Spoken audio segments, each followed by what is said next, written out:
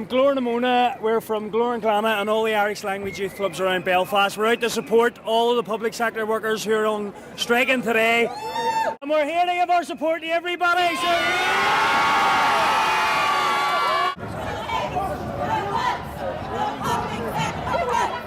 And we think it's really important to be here today to support the strike, because as social work students we're really worried about the future of social work.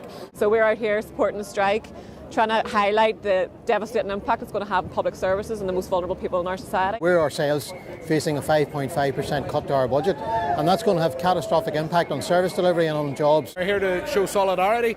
I think these cuts affect us all, there's cuts in the arts as well. Families in our communities need the public sector services, and for every job that's going to be lost in the public sector, there's going to be 1.5 jobs lost in the private sector. It's going to have an impact on us. It's only starting with the public sector, but it's going to carry on throughout all industries in Northern Ireland.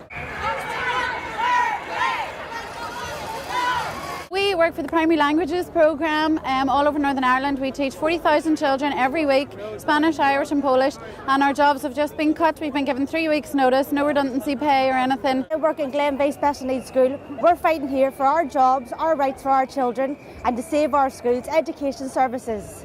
Stormont need to listen. We've come up from Southern Ireland, Dublin, to support and show solidarity to the people who are on strike here today. Our nurses, teachers, everyone's needed. Agriculture is now the most dangerous workplace to be in. We need the vital services, and we do not need to see cuts to nurses and hospital beds. Congratulations to everyone here today for having the courage to stand together and fight against these austerity cuts. Something that our political leaders have refused to do. The first thing they could do is scrap the corporation tax reduction. They should stop the 700 million that they're borrowed to spend to finance the rundown of our public services and voluntary redundancies. If you take both those measures together, that'll give around £1 billion. That would build 25,000 homes in Northern Ireland. Ambulance workers that have said they were part of this strike got threatened last night and were told that they couldn't be part of the strike. But the trade union movement is not going to back off. Our fathers, our mothers, our grandmothers, our grandfathers delivered what we have in this public sector and delivered the public service that we have. We won't give it up. People who say that today's strike action is irresponsible, I say our politicians are the ones who've been irresponsible by gambling with our futures to give big businesses a tax cut. 20,000 job losses is a disgrace.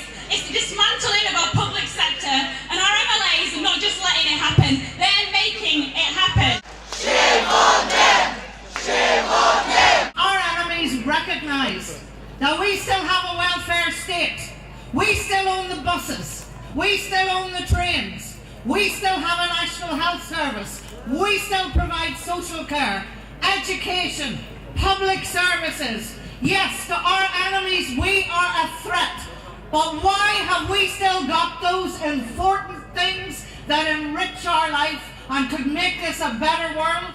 Because you have fought for them.